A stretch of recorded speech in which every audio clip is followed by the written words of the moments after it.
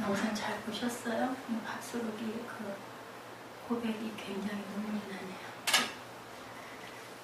하나님 살아계십니다. 할렐루야 샬롬 하고 우리 인사하죠. 할렐루야 샬롬 샬롬 샬롬 샬롬 샬롬. 하나님 사랑합니다. 여러분 주 안에서 사랑합니다. 오늘 사도행전 27장 27절에서 44절까지 우리 함께 합독했습니다. 19일째 되는 날 밤에, 그런데 아까 성경 읽다 보니까 14일 동안 굶었다라고 나와 있어요. 엄청난 고난이 있었던 거죠. 유라굴라 광풍을 만나는 사건이 바로 이 본문 바로 위에 나오고 있습니다. 망망대해에서 배가 광풍을 만나면 얼마나 위험할까? 위험하기 짝이 없겠죠. 두렵고 무서울 거예요. 저도 밤바다를 보았는데 배를 타고 부산에서 제주도를 한번 그 예전에 간 적이 있었어요. 밤에 가판에 나와가지고 정말 바다를 보니까 무섭더라고요. 시커멓고 아무것도 안 보이고 멀리서 뭐 불빛 반짝반짝한 그런 그 뭐라 그러죠? 저 전망대라고 그러나 그런 것만 하나씩 보이지 정말 물결이 정말 시커멓던데요. 너무 무섭더라고요. 정말 무서웠겠죠. 그런데다가 이 광풍을 만나가지고 배가 이제 곧 그냥 침몰하기 직전일 때 얼마나 두려움이 컸을까 싶습니다.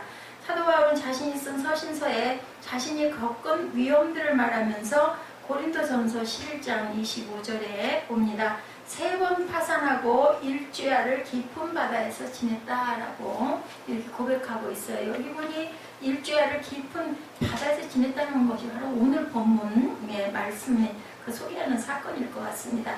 이 사건은 사도 바울이 예루살렘에서 유대인들에게 고소를 당해서 로마 총독 앞에 재판을 받은 바로 그 다음, 우리 지난주일에 그 재판받는 장면 나타났었죠.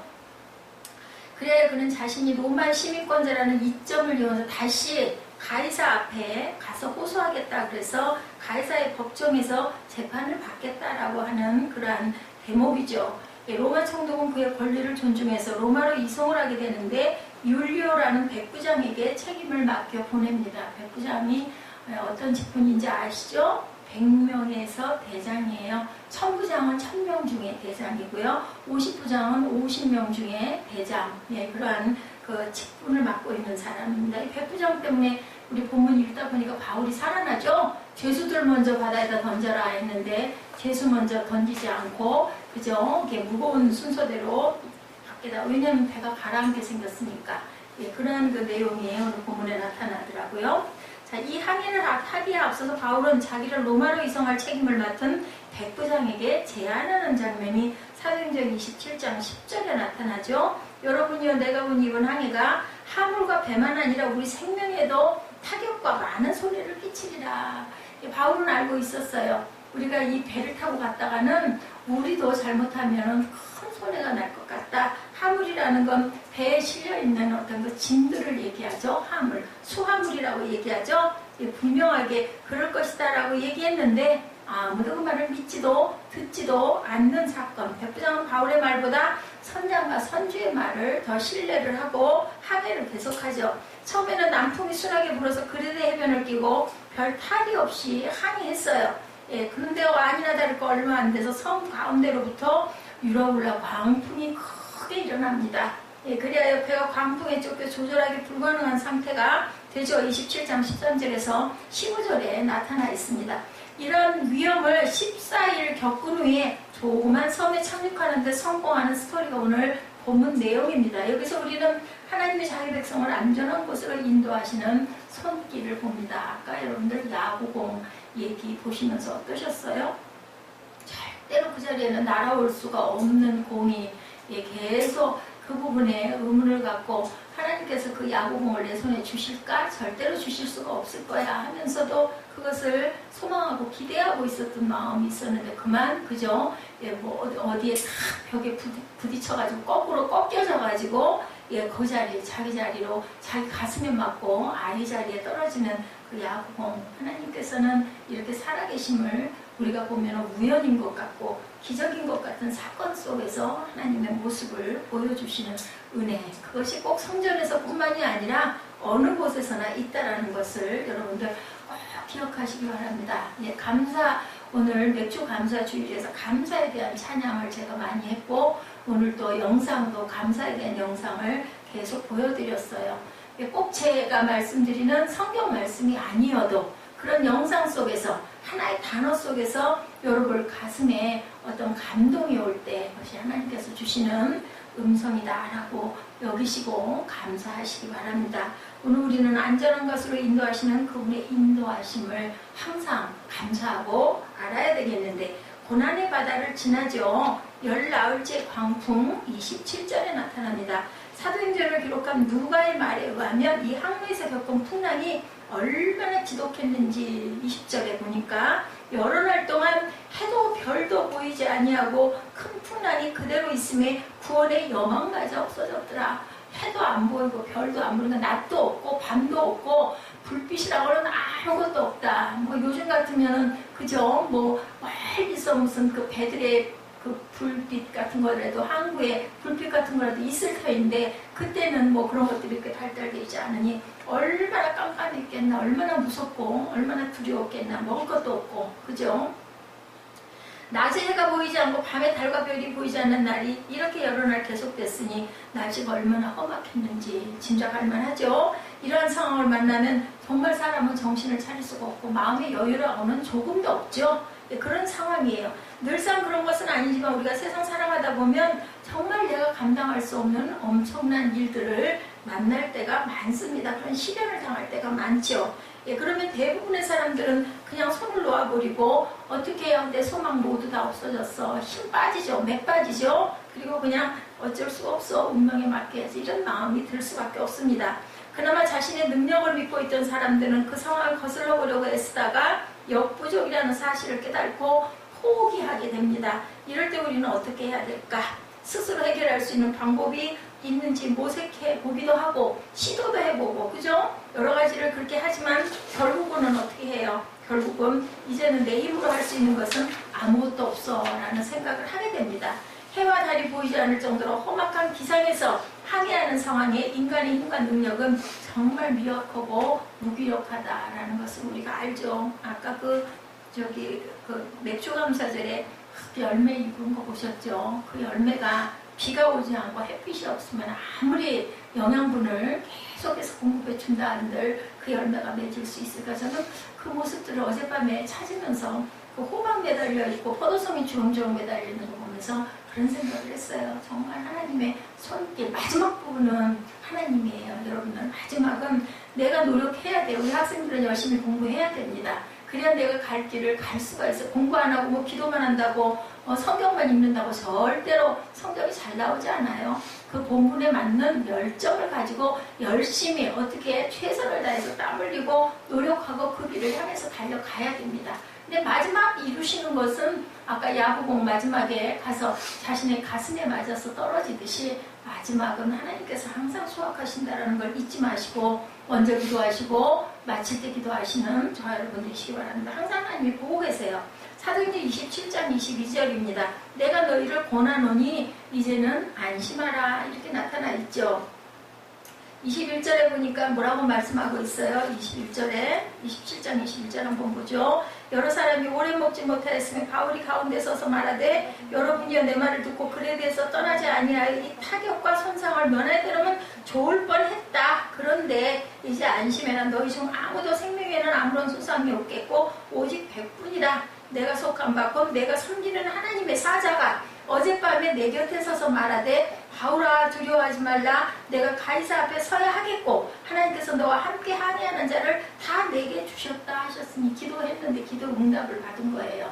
그들 다 너에게 주고 너는 분명히 가이사 앞에 잘 가서 쓸 거야. 그럼 결국은 별일이 없다라는 거죠. 25절에 그러므로 여러분이여 안심하라. 나는 내게 말씀하신 그대로 되리라고 하나님을 믿노라. 그런지 우리가 반드시 한 섬에 걸리리라 하더라. 이미 바울이 말씀 듣고 이거 결론이 내려진 거예요. 떠나기 전에도 가지 말자고 얘기했죠. 백부장에게. 근데 말을 듣지 않았기 때문에 어쩔 수가 없었어요.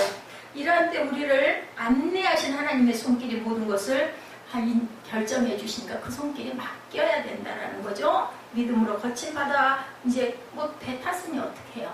그걸 헤치고 나아가야죠. 뭐가 필요할까요? 우리 인내가 필요합니다. 끝까지 오래 참고 포기하지 않는 마음이 있어야 된다. 여러분들 늘 얘기하지만 암 걸렸다고 나는 이제 죽을 거야 하면은 그 사람은 못 살아 일어나죠. 어떤 불치병이 걸렸더라도 나는 살 수 있어, 나는 살아야 돼, 이런 소망을 가지고 열심히 항암 치료 열심히 해야 되죠. 예, 그리고 기도하다 보면 하나님의 뜻이 거기에 있으시면 세상에서 조금 더 살 것이고, 뭐 아니시면 또 평안하게 우리가 천국을 누리게 될 거라는 것을 우리가 항상 그런 마음을 가지고 살아가야 된다. 27절에 바다에서 이리저리 쫓기다가 라고 나타나 있어요. 그냥 물결의 흐름을 따라 쫓겨갈 수밖에 없다. 어떤 것도 방법이 없어요. 풍랑이 너무나 거세기 때문에 뭐 키를 잡아도 제자리로, 그 온전한 자리로 가지 않는다는 거죠. 이 땅의 대부분의 사람들은 자기가 원하는 방향으로 가지 못하고 세상의 조류에 쫓겨 살아가고 있는 현실입니다. 처음에는 나름대로 목적 가지고 출발하죠. 풍랑이 심한 세상 가운데 많은 사람들은 방향을 잃어버리게 된다. 제가 그 자동차 운전할 때 항상 생각하는 게 그 내비게이션. 그 내비게이션 없으면은 저는 집도 못 찾아가겠더라고요. 그냥 어디쯤 가 있는데 분명히 시청 주변이에요. 그런데도 많이 다녀보지 않다면 이제는 거기서 집에 오는 건 압니다. 교회 오는 거 알고 집에 오는 건 아는데 얼마 전까지만 해도 잘못해가지고 삐끗 시청 옆골목으로 들어갔더니 나갈 수가 없는 거예요. 어디로 나가야 온전한 길로 가야 될지를 몰라가지고 몇 바퀴를 뺑뺑 도는 일이 있습니다. 이렇게 우리가 정말 내비게이션을 잘 보고 갈 줄 알아야 된다. 그 내비게이션, 영적인 내비게이션을 하나님께서 저희들에게 다 조준을 하고 계시기 때문에 항상 하나님을 바라볼 줄 알아야 된다. 갈 바를 알지 못하고 세상 조리에 휩싸여 흘러 떠내려가는 성향들이 모두 다 있는데, 그러다 보면 젊은 시절에 꿈은 사라지게 되고 고상한 목적도 잃어버리고 세상 풍조를 따라 살아가게 되는 것이 많은 인생의 현주소.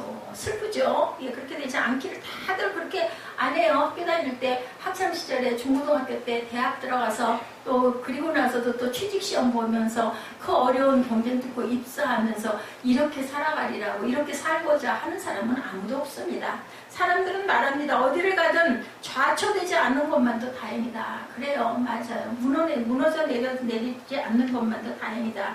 그래서 늘 국민일보 보니까 정말 실업난이 심각하고, 보니 그죠, 이제는 그 임시직들, 아르바이트생들, 편의점에서 일하는 이런 사람들, 그 임시직들이 다들 아마 이번 대통령께서 임시직에 대한 것을 뭔가 좀 이렇게 좀 보장을 해주자.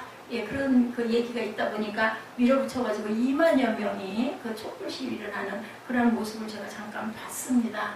만 원 보장해달라는 거예요. 그 10,000원이라는 게 시급인지 그건 잘 모르겠어요. 10,000원을 보장해야 우리가 의료 그 기관에 갈 수도 있고 기본적인 생활을 우리가 유지할 수가 있다라는 그러한 운동을 하고 있더라고요.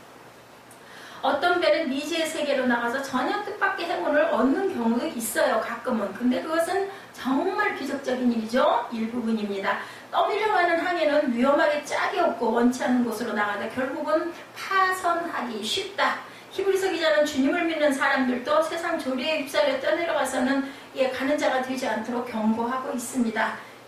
또한 흘러떠내려가는 삶은 목적을 잃은 삶이고 세상 풍조를 따라 되는 대로 사는 삶을 말하죠.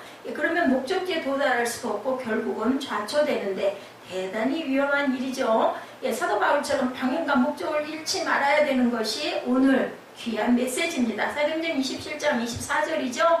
바울아, 두려워하지 말란 내가 가이사 앞에 서야 하겠고 하나님께서 너와 함께 항해하는 자를 다 내게 주셨다. 이렇게 바울처럼 열심히 기도하는 사람이 그 많은 사람 중에 한 명, 이 사람 버리고 가자고 그랬는데 한 명이 있기 때문에 이 배에 있는 모든 사람이 구조를 받습니다. 그는 복음의 사신으로 가이사 앞에 서서 그리스도를 증거하는 사명을 이루실 것을 확신했어요. 누가? 하나님께서 대답하셨으니까 나는 절대로 여기 이렇게 오고 있고 절망 가운데 있지만 어떻게든 살 거야. 그리고 이 많은 사람들 다 내게 주셨다 했으니 절대로 죽일 리가 없어. 이렇게 믿음으로 확신을 한 거죠. 이처럼 정신 차리기 어려운 세상에 내가 무엇을 위해 이 험한 고해를 건너가는지 방향과 목적을 확실하게 갖고 나가시는 저와 여러분 되시기 바랍니다. 근데 또 다른 위험이 있습니다. 29절에 보니까 바울의 이 항해에 또 다른 위험이 다가옵니다. 29절 뭐라고 말씀하고 계세요? 우리 볼까요? 암초에 걸릴까요? 고물로 단 넷을 내리고 날이 새기를 고대하니라. 암초가 또 있어요. 이제 물이 조금 빠지게 되면 그 암초에 배 밑창이 막 턱턱 걸리게 된다라는 거죠. 위험이 어느 정도 지나가 육지가 가까움을 직감하자 안도했는데 여전히 위험은 끝까지 우리는 그래서 긴장을 풀어서는 안 되겠다. 우선 아직 날이 새지 않은 상황, 곧 시야를 확보하기 어려운 밤이라는 것이고 어둠의 세력이 물러가지 않았다. 게다가 뭐 날이 흐렸으니까 해도 안 보이고 달도 별도 안 보였다니 얼마나 깜깜하겠어요. 낮이라고 해도 해가 안 보이니까 깜깜하죠. 그리고 육지가 가까워질 때 닥치는 위험은 알지 못하는 해변에 암초들이 있는 것이다. 저기 육지가 보인다고 안심하다가는 낭패를 당할 수가 있다. 그래서 우리는 항상 긴장을 늦추지 말아야 된다. 해수면이 낮아지면 배를 깨뜨릴 수 있는 암초가 곳곳에 도사리고 있다는 거죠. 이런 때는 될 수 있으면 시야를 확보할 때까지 기다리는 게 최선이다. 날이 조금 밝기까지 기다리자. 성급하게 그냥 진행을 해서 이제는 육지가 가까웠다 하면서 그냥 급하게 움직여서는 안 된다. 저는 이런 부분이 굉장히 부족한 사람입니다. 제 자신이 그래요. 그래서 그것을 천천히 꼼꼼하게 잘 다독여보고를 못해요. 그냥 얼른 빨리 가려고 이 급한 성격 버려야 됩니다. 밤의 위험과 암초의 위험을 그냥 딛고 그냥 대충 넘어가서는 안 된다. 우리의 삶의 이 어둠의 권세가 우리를 위험으로 몰고 가게 한다는 것. 그리고 숨어있는 암초들이 우리의 삶을 좌초시킬 수도 있다는 것을 항상 유념해야 됩니다. 방심하거나 서두르지 말고 조용히 기다릴 줄 알아야 된다. 조급해하지 말고 조바심하지 말고 우리가 잔잔하게 기다리자. 분명히 파악되지 않은 일로 무모하게 나가다가는 실패를 당하죠. 파산하게 됩니다. 우리에게 샛별이 다시 떠오르기까지 인내하고 빛을 기다리는 것이 필요하다. 그리고 무모하게 전진하는 것보다는 멈춰서서 상황을 둘러보는 것도 지혜입니다. 이렇게 암초에 걸릴까요? 고물로 담뱃을 내리고 날이 새기를 고대합니다. 그래서 30절에 보니까 사공들의 암산에 대한 것이 나타나고 있죠. 사공들이 도망하고자요. 이물에서 닷을 내리는 채하고 거룻배를 바다에 내려놓고는 암산해요. 이제 우리 도망가야 되겠다. 그랬더니 바울이 백부장과 군인들에게 이르되 이 사람들이 배에 있지 아니하면 너희가 구원을 얻지 못하리라 하니 저 사람들 다 데리고 있지 않으면 너희도 죽고 얘기하니까 군인들이 거룻줄을 끊어 떼어버립니다. 못 가게 못 나가게 그냥 딱 잘라버립니다. 그래서 이제 바닷가운데 떠 있을 수밖에 없는 상태가 된 거죠. 그것은 그 배를 전문으로 운항하는 사공들이 몰래 자기들만 도망가려고 거룻배를 바다에 내려놓으려고 한 거죠. 우리의 이기심입니다. 그리고 무책임한 항해에 이들에게 엄청난 위험이 닥쳐온다는 거 그들은 모르죠. 얼마 전에 세월호 침몰 때 그 배의 선장을 비롯해서 항해사들이 자기들의 생명만 생각하고 먼저 탈출한 사건을 여러분들이 목도하셨죠. 그 결과 배 안에 타고 있던 승객들은 위험을 만나게 되고 수많은 젊은이들과 승객이 학생들이 목숨을 잃는 일들이 실제로 있었습니다. 사공들의 어두운 암살, 이기심과 무책임한 행동이 그들의 위험이 되었다. 바울은 이 사실을 파악하고 백부장과 군인들에게 말해 그들의 배에 있지 않으면 너희가 구원을 얻지 못하리라. 다 같이 있어야 된다. 살아도 다 같이 살고 죽어도 다 같이 죽는데 절대로 죽을 일은 없다. 그 말을 믿어야 된다는 겁니다. 그래서 백부장은 군인들에게 이제 그냥 믿는 거죠. 거기서부터는 처음에는 떠날 때는 믿지 않았어요. 근데 이제 그 얘기를 듣고는 이 사람이 이 바울이 정말 기도해서 하나님이 살려주신다 했으니 그 사람 말을 믿어야 되겠다. 믿는 거죠. 그리고는 백부장이 거룻줄을 끊어버리므로 사공들이 자기들만 몰래 탈출하지 못하게 하는 사건의 얘기가 30절에 이렇게 기록되어 있습니다. 풍랑이 있는 바다에 배를 운영하는 전문가들이 도망가 버리면 남은 사람은 정말 위험에 처하게 되죠. 그들이 있어야 됩니다. 우리의 삶의 현장에 무책임한 사람들 때문에 위험한 일을 당하기도 하고 지나친 이기심을 가진 사람들 때문에 고통을 겪을 때가 많다. 신학교에서 신학교 다니는 게 성경 공부하고 신학에 대한 것도 배우기도 하지만 저는 참 필요하다고 생각해요. 훈련이 필요합니다. 신학교를 제가 4년 동안 처음에 다니면서 그 훈련이 정말 필요하구나. 정말 제가 훈련이 안 돼 있는 사람이구나. 뭐든지 단체가 나가야지 한 사람이 나가서는 좋은 성과를 얻지 못하게 되더라고요. 지금 처음에는 그게 좀 불만이었어요. 잘하는 사람이 혼자 나가서 1등할 수도 있지 왜 꼭 합창을 해야 돼? 왜 꼭 몇 중창을 해야 돼? 했는데 그게 그 뜻인 거죠. 합력하여 선을 이루는 것을 가르치는 겁니다. 그렇기 때문에 공권력이 필요하고 사회 질서와 평안을 위해 세운 권력자들이 필요하다는 거죠. 올바른 공권력과 법을 이심을 누르고 무책임한 일을 행하지 못하게 질서를 세워야 이 세상이 안전하게 운영이 된다. 그래서 하나님께서는 항상 질서의 하나님이고 창세기 1장에 땅이 시작할 때도 어떻게 됐어요? 무질서에서 질서를 주시는 그러한 부분들이 그것으로 인하여 이루어지는 걸 우리가 창세기에서 봅니다. 그래서 선포되는 복음의 메시지가 34절에 보니까 나타나 있죠. 예, 음식 먹기를 권합니다. 이것이 너희의 구원을 위한 것이다. 너희 중 머리카락 하나도 잃을 자가 없으리라. 떡을 가져다 모든 사람님 앞에서 하나님께 축사하고 떼어 먹기를 시작하네. 하나님께 축사합니다. 성찬이에요. 성찬. 지금 우리가 의식으로 성찬을 저렇게, 그래서 제가 함께 먹자고 함께 마시자고 합니다. 그래서 예, 시작합니다. 그들도 안심하고 받아 먹었다. 우리가 육의 양식도 필요하죠. 먹어야지 살죠. 살아야 생명을 유지하고 있어야 뭐 건져지고 나면은 우리가 살아날 수 있지. 먹지도 않고 나중에 결국은 굶어가지고 죽어버리고 나면은 아무 소용이 없는 거죠. 그래서 이렇게 34절에 보니까 떡을 가져다 축사하고 5절부터 안심하고 받아 먹고 37절에 배에 있는 우리의 수는 전부 276명이었더라. 우리의 숫자는 276명 많기도 해요. 그죠? 이 많은 사람들, 이 구원, 그 생명들을 구원하는 사건이 배에서 또 일어나, 누굴로 인하여? 바울을 통해서 일어납니다. 세상이 험하고 고난이 심하지만 누구든지 그리스도 안에 있으면 구원받고 생명에 이른다라는 메시지예요. 그래서 우리는 늘 감사해야 된다.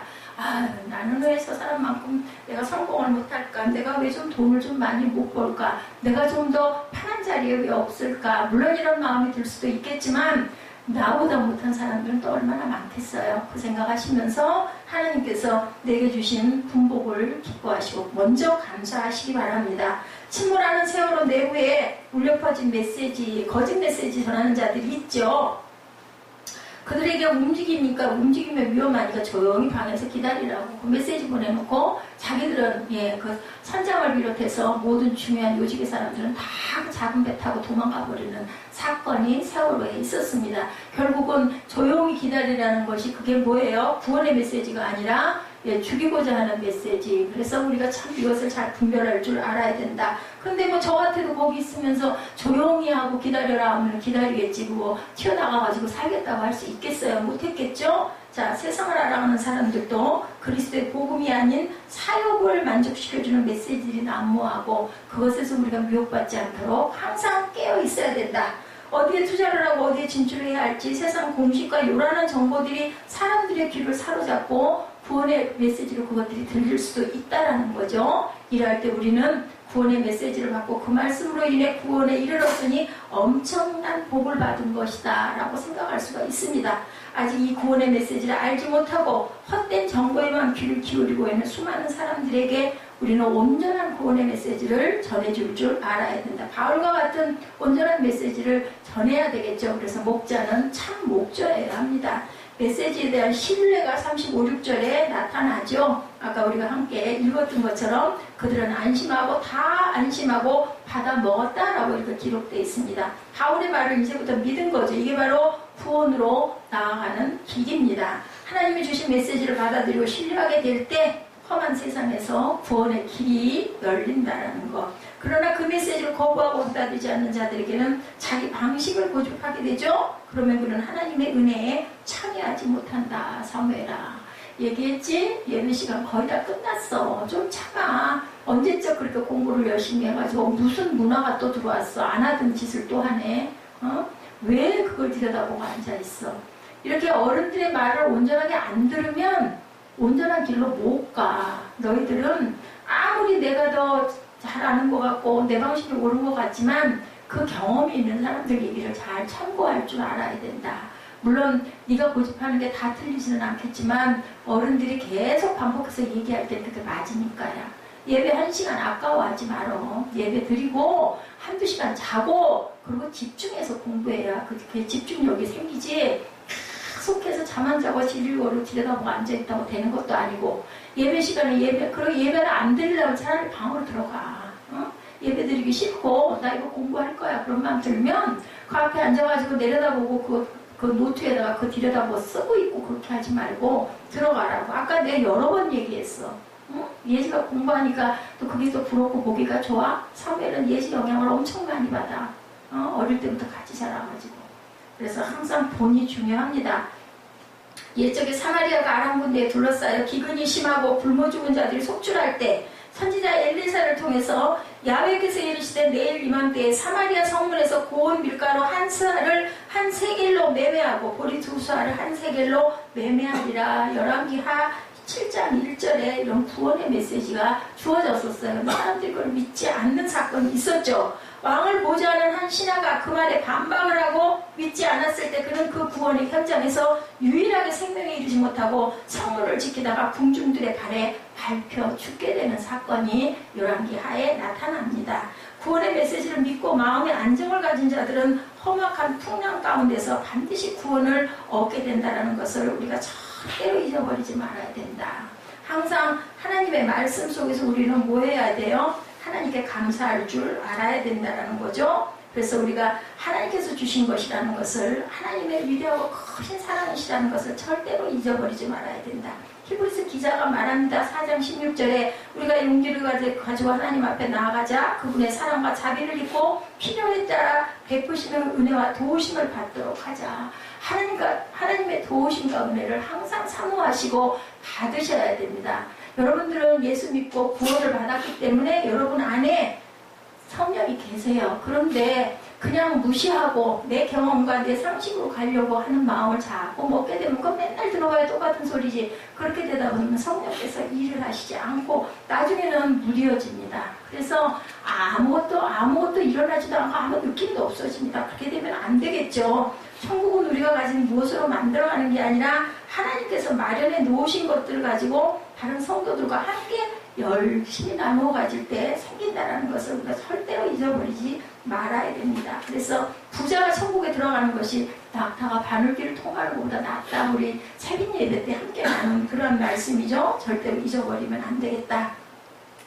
골로새서 2장 3절에도 그 안에는 지혜와 지식의 모든 보화가 감추어져 있다라고 얘기를 하죠. 주님 안에 있는 보화가 큰 것을 기억해야 된다. 아까 그 밥소르기 거기에 그 에베소서 말씀을 막 사모해서 성경을 읽고 3시간 동안을 몸부림을 쳤지만 아무것도 깜깜했다라고 나타나요. 그러니 우리가 순간 10분, 20분 기도해가지고 하나님을 만난다는 건 기적입니다. 그래서 정말 영적으로 충만한 기도하려면 정말 거기에 빠져야 되는데 그것도 노력이죠. 애를 써야 된다는 거죠. 그래서 기능과 도구 이용해 육지로 나아가는 부분이 43절, 44절에 나타나죠. 백부장이 바울을 구원하게 하여 그들의 뜻을 막고 헤엄칠 줄 아는 사람들을 명하여 물에 뛰어내려 먼저 육지에 나아가게 하고, 자 41절에도 보니 두 물이 합쳐 흐르는 곳을 만나 배를 걸어 이 물은 부딪혀 움직일 수 없이 불고 고물은 큰 물결에 깨져가니 군인들은 죄수가 헤엄쳐서 도망갈까요? 그들을 죽이는 것이 좋다 했어요. 잘못했으면 바울은 죽을 뻔했어요. 백부장이 바울을 구원하려, 항상 보면 어디서 대장들이 꼭 바울을 보호합니다. 전에도 천부장이 보호했죠. 그래서 그를 호송에서 데리고 가는 사건이 있으니 이번에도 여기 백부장이 그를 보호하려고 하는 그런 마음이 있습니다. 아, 이 사람 보통 사람이 아니다. 이거를 느꼈겠죠. 자, 우리가 그래서 항상 가까운 곳에 육지가 있어도 그냥 머물러 있으면 구조될 수가 없다. 뭘 해야 돼요? 내가 스스로 헤엄쳐 갈 줄 알아야 된다. 그런 소망을 가져야 된다. 그런 열심을 가져야 된다는 거죠. 히브리서 10장 22절입니다. 우리가 마음의 뿌림을 받아 악한 양심으로부터 벗어나고 몸은 맑은 물로 씻음을 받았으니 참 마음과 온전한 믿음으로 뭐라 그래요? 하나님께 나아가자. 예, 이렇게 합니다. 하나님께 안 나가고 그냥 듣고 그렇지 하고 말아서는 안 된다는 거죠. 예, 듣고 보았으면 행해야 된다는 겁니다. 구원은 은혜로 되는 것이 사실이지만 여러분들 저절로 되는 건 아니에요. 교회로 이렇게 나가도 좋은 일이 아무것도 안 일어나 왜 이래? 이렇게 생각할 게 아니라 내가 그럼 뭐 했나? 이걸 생각해 봐야 된다. 하나님은 우리를 구원하시는 분이지만 우리가 바라지 않고 원하지 않고 지나가지도 않는데 구원해 주시지는 않는다. 하나님께서는 우리에게 뭐 주셨어요? 선택의 의지를 주셨어요. 그래서 여러분들 이 자리에 나온 것도 내가 선택한 거예요. 뭐 어떤 이유로든 아유, 주일날 교회 안 나가면 또 안 되니까 어떤 아들 말마다나 일주일 동안 반찬이 달라지니까 내가 주일날 그 아들이 그랬다고 그러죠. 주일을 안 지키면은 엄마가 말을 안 한대요. 말을 안 하고 밥상에 김치하고 밥 외에는 아무것도 안 준대요. 그래가지고는 주일날 교회를 나갔다 오면은 반찬들을 그렇게 일주일 동안 잘 해주시니까 주일날 교회를 나갔다 그러더라고요. 그렇게 해서 아들이 꼼짝없이 예수에 잡혀갈 수 있도록 그 어머니는 그런 지혜를 쓴 거죠. 헤엄을 치든 못을 붙들고 발버둥을 치든 육지로 헤쳐나가는 자는 험한 풍랑에서 구조가 되는데 그러지 않고 그냥 빙하니 떠 있었다가는 결국은 살아남지 못한다. 파도가 높이 치는 바다에서 육지로 접근하는 건 얼마나 어렵고 무서웠겠습니까? 그러나 그 최종 순간 자신의 최선을 다한 수고가 분명히 필요하다. 인생의 마지막 순간에 거친 숨을 몰아쉬면서도 주님을 붙들고 주님의 말씀을 의지하여 하나님의 영광의 나라를 간절히 사모하고 죽게 나가는 몸부림이 있는 자는 안전한 포구에 이르게 된다. 여러분들 절대로 소망을 잃지 말고 끝까지 노력하시기 바랍니다. 그런데 가끔 마지막 순간 믿음을 잃어버리고 육의 사람으로 돌아서는 사람들이 있어요. 그죠? 아까 카톡이 하나 왔더라고요. 윤정 집사가 성찬 주일인 걸 몰랐습니다. 죄송합니다 하고 꿀떡같이 다음 주가 성찬일이라니 본인은 이렇게 생각을 했다고. 그래서 제가 기도합니다 라고 마크를 하나 보내줬습니다. 성찬 주일 그냥 의례적으로 한 달에 한 번 성찬하는 교회, 순복음 쪽 교회들은 아마 다 실행하고 가고 있지만 장로교 쪽에서는 큰 절기 때 외에는 성찬 안 해요. 그리고 우리는 조금이니까 그렇게 어렵지 않지만 만약에 수백 명, 수천 명이 된다고 생각을 해보세요. 그죠? 성찬 식기에 해가며 그거 포도주 하며 얼마나 그게 여러 가지 번거로움과 노력과 수고가 많겠어요. 그래서 어떻게 보면 소수의 사람들이 모여서 예배 드리는 것이 은혜일 수도 있습니다. 생각하기에 따라서는 소원의 항구에 도달하고 영원히 쉴 수 있는 평안의 처소에 결국은 내가 열심히 노력하고 헤엄쳐갈 때 이룰 수 있다는 것. 우리의 삶이 그죠? 우리 인생이 이렇다라는 거. 제가 아까 에베네셀의 하나님 찬양, 제가 요즘에 전에 있던 찬양집들을 열심히 보면서 낮에도 은혜를 많이 받습니다. 6개월을 인도해 주셨어요. 그죠? 6개월 동안. 이제는 또 하반기입니다. 7월달부터 12월달까지. 예, 여기까지 인도해 주신 하나님께서 우리를 인도해 주시겠거니 이런 마음이 와서 그 찬양을 했습니다. 그래서 44절에 보니 마침내 사람들이 다 상륙하여 구조되니라. 모두 다 한 사람도 잘못된 사람이 없이 구조가 됩니다. 여기서 우리는 순종을 받아야 되겠죠. 죄종이 얘기했을 때 그 말이 성경적으로나 어느 면으로나 틀리지 않았다라고 여겨질 때는 순종하고 따를 줄 알아야 된다. 우리 학생들도 부모님이 말씀하실 때 내가 조금 마땅치 않더라도 그것을 순종하고 따랐을 때 모든 좋은 결과가 일어난다는 거 절대로 잊지 마시고, 자, 우리가 고난의 바다를 지나갈 때 요약해 봅니다. 얼마 안 되는 섬 가운데부터 유라굴라라는 광풍이 일어납니다. 여러 날 동안 해도 별도 보이지 않고 20절이죠. 큰 풍랑이 그대로 있음에 구원의 여망이 없어졌습니다. 열나흘째 광풍을 만나요. 27절에 그죠? 열나흘째 되는 날 밤에 우리가 아드리아 바다에서 이리저리 쫓겨가다가 자정쯤 되어 사공들이 어느 육지에 가까워지는 줄을 짐작하고 이리저리 쫓겨간다라고 나타나죠. 또 다른 위험이 29절에 암초가 나타납니다. 우리가 살아가는 삶도 이래요. 잘 가는 것 같다가 어느 순간순간 툭툭 튀어나오는 암초들이 이렇게 있죠. 암초에 걸릴까요? 고물로 단 넷을 내리고 날이 새기를 오래 참고 기다렸어요. 사공들의 암산이 또 여기서 싹 나만 살아야지 하는 그러한 그 아주 비양심적인 사건도 일어나죠. 30절에 암초에 걸릴까요? 고물로 단넷을 내리고 날이 새기를 고대했는데 사공들이 도망하고자야 이물에서 닷을 내리는 채 하고 거룻배를 바다에 내려놓습니다. 닷을 내리는 채 했다. 살짝 페인팅을 한 거죠. 그래서 거기서 선포되는 복음이 31절에 바울이 백부장과 군인들에게 이르되 이 사람들이 배에 있지 아니하면 너희가 구원을 얻지 못하리라. 일하는 사람들이 없으면 안 될 거 아니에요. 그죠? 그래서 뭉치면 산다라는 거죠. 이에 군인들이 거룻줄의 배를 끊어버리느라. 31, 2절입니다. 그래서 구원의 메시지가 34절에 나타나죠. 구원을 위한 조처가 일어납니다. 배를 가볍게 해라. 38절에 배부르게 먹고 밀을 바다에 버려 배를 가볍게 해. 그 밀이 생명 먹을 양식인데 그걸 버리라니까 버린 거예요. 어우 이거 버렸다가 우리 굶어주고 하지 않고 그대로 말을 순종합니다. 그래서 기능과 도구를 이용하죠. 43절 44절에 물에 뛰어내려 먼저 육지에 나가게 하고 어떤 사람들 헤엄칠 줄 아는 사람 순서로 백부장이 바울을 구원하려 해서 죄수들을 죽이자고 하는데 그거 찬성하지 않습니다. 마침내 사람들이 상륙하여서 다 구조되는 사건이 오늘 본문입니다. 세월호에 갇혔던 수백 명의 승객들은 그 큰 배가 갑자기 침몰할 것이라고 아무도 생각하지 않죠. 그런데 그 배는 급류에 휩싸여 휘청거리게 되고 화물칸의 짐들은 견고하게 고정되지가 않았다 그래요. 한쪽으로 쏠리자 쏠린 쪽으로부터 기울어져서 배가 그 침몰하기 시작을 했다라고 나타나 있습니다. 안전 점검을 충실히 하지 않은 것과 아울러 여러 가지 총체적 부실, 그것을 알면서도 운행을 계속하게 한 기업주의 과욕이 그 배를 침몰하게 했다.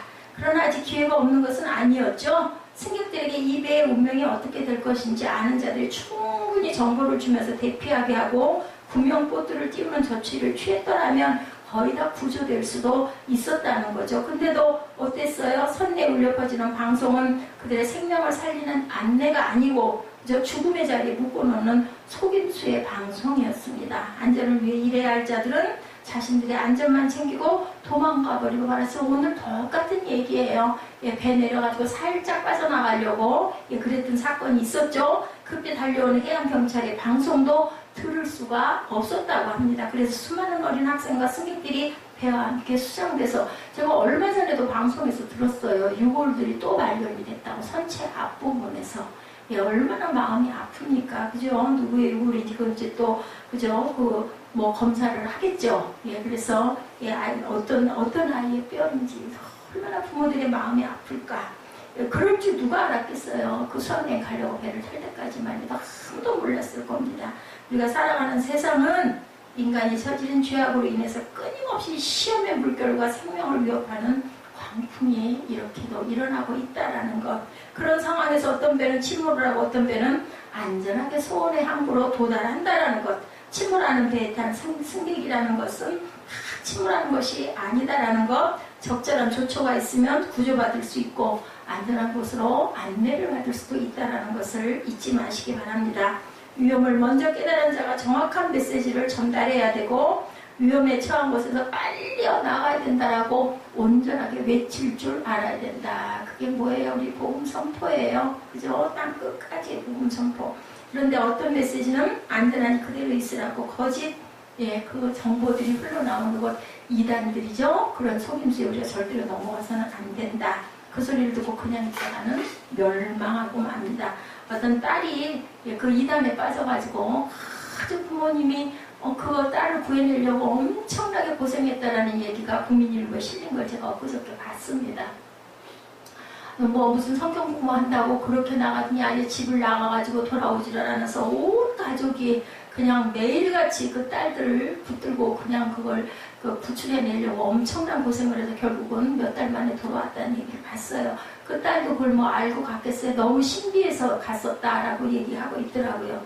우리가 외치는 복음을 사람들에게 침몰하는 배에서 나와야 한다는 것, 죄의 자리, 침몰의 자리에서 벗어나야 한다는 것이라는 것을 잊지 말고 자, 항상 우리가 생명을 건지기 위해 오신 그리스도에게 나올 때 멸망에서 구원을 받고 하나님의 안전한 소원의 항구에 이르게 된다는 것.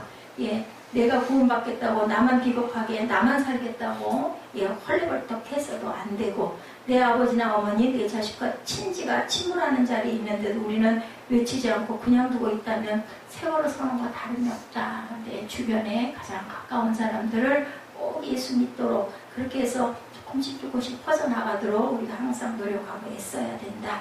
나를 안전한 곳으로 인도하신 주님은 당신의 생명을 버려 나를 구원하시죠. 나는 다른 사람의 구원에 관심을 두지 않고 나 혼자만 잘 살겠다고 하는 것은 절대로 온전한 방법이 아니다. 하나님이 나를 안전한 곳으로 인도하는 것을 기뻐하고 감사하고 아직 침몰하는 선실에 있는 자들을 위해서 항상 기도하고 외칠 줄 아는 저와 여러분 되시기를 주님의 이름으로 축복합니다. 기도하시겠습니다.